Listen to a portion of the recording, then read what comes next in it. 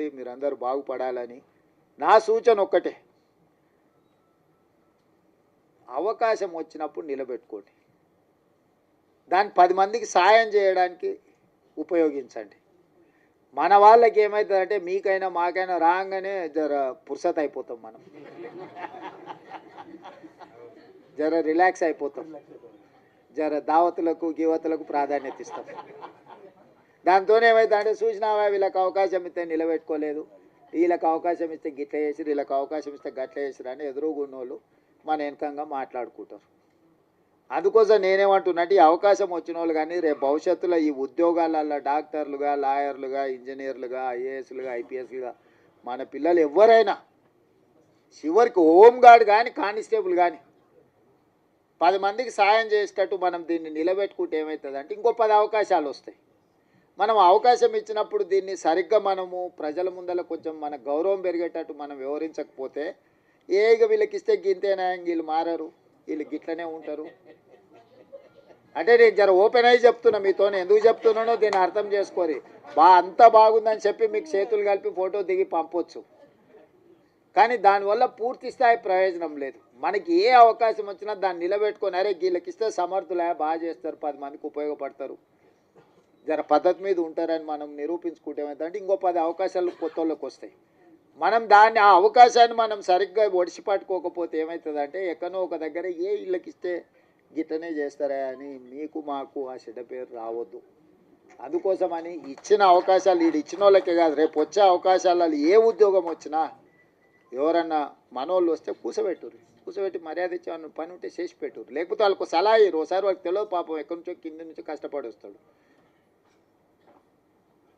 వాళ్ళకి తెలియక ఏదన్నా అట్లా ఇట్లా కొంచెం మాట్లాడతారు. వాళ్ళు కూర్చోబెట్టి మాట్లాడేది నేర్పాలి, పని ఎట్లా చేసుకోవాలో నేర్పాలి, ఈ పని ద్వారా 10 మందికి ఎట్లా మనము సాయం చేయాలో కూడా వాళ్ళకి కొంచెం ఓపిక తెచ్చుకొని నేర్పాలి. మేము అయిపోయినాం కాబట్టి మేము ఇంకా మిగతా వాళ్ళకి మేము పెద్దగా చెప్పము అనే విధానం మనకు ఉండొద్దు. ఎందుకంటే ఇది ఒక గొప్ప అవకాశం, ఈ గొప్ప అవకాశాన్ని 10 మందికి ఉపయోగపడే విధంగా చేయండి. ఏదున్నా నేను ఉన్నంత వరకు మీ ఓడే ఉన్నాడు అనుకోండి కుర్చీలో.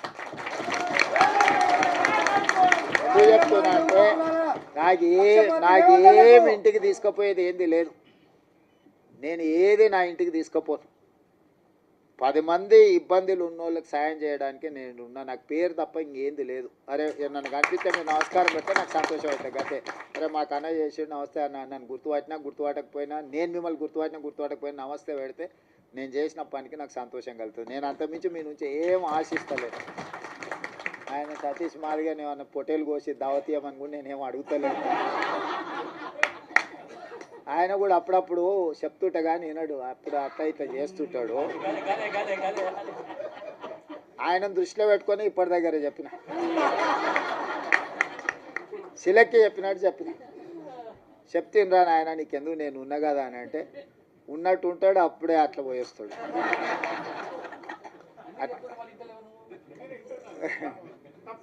చింతాస్వామి సరే, చింతాస్వామి నాకు చదువుకునేటప్పటి నుంచి కూడా తెలుసు, ఫైన్ ఆర్ట్స్ కాలేజ్ నుంచి కూడా తెలుసు.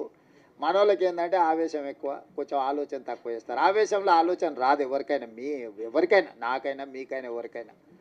ఆవేశంలో తీసుకున్న నిర్ణయం అక్కడికి రాదు. ఆవేశాన్ని తగ్గించండి, ఆలోచన వెంచూరి, వచ్చిన అవకాశాన్ని సద్వినియోగం చేసుకొని ఈ ప్రభుత్వం మీకు అండగా నిలబడుతుంది.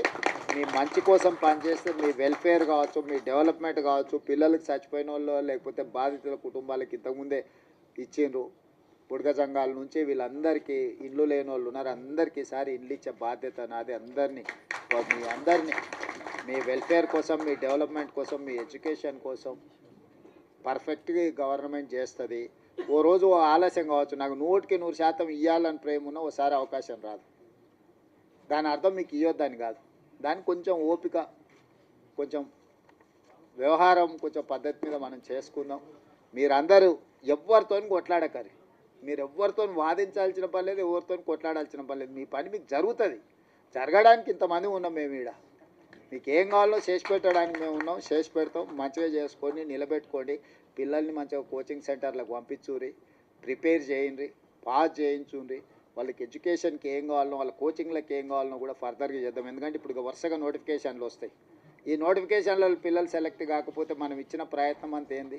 బ్యాక్లాగ్ పోస్టులు ఎందుకు ఉండాలి? పిల్లల్ని చదివించురు, వాళ్ళ చదువులకు కావాల్సిన, వాళ్ళ కోచింగ్లకు కావాల్సిన ఏమున్నాయి, ఫారెన్ పంపించడానికి స్కాలర్షిప్లు ఉన్నాయి, అన్నీ ఇస్తా. పిల్లల్ని పంపించురు, బయటికి పంపించరు. ఎంతసేపు మన ఊర్లోనే మనం ఉండి, మన ఇళ్ళలోనే మనం ఉండి, మన దగ్గరనే ఉండి, ఇక్కడనే మనం ఇందులోనే ఇది చేయకంటే కొంతమంది చదువుకున్న వాళ్ళు చిన్న బయటకు పోతుంటే వాడు పెద్దోడు అవుతాడు, ఎదుగుతాడు, సమాజానికి ఉపయోగపడతాడు. వాడిని చూసి ఇంకో నలుగురు తయారవుతారు. అరే మావాడు అమెరికాకు పోయి మేము కూడా పోతుంటాం, వాడు పోయినోడు నలుగురిని తీసుకుపోతాడు. ఒకరు పోయినరా అనుకో, నలుగురు తనకు తెలిసిన వాళ్ళే తీసుకుపోతాడు కదా. అట్లనే మన దాంట్లో కూడా ఎవరైనా పోయేది ఉంటే కొంచెం భుజం దట్టూరి చేయరి, ఏ పని ఉన్నా వచ్చి చేయించుకొని పోండి. మీ అందరిని చూసి నాకు మంచి సంతోషమైంది. మీరందరూ అండగా నిలబడి ఉంది. ఒక సభ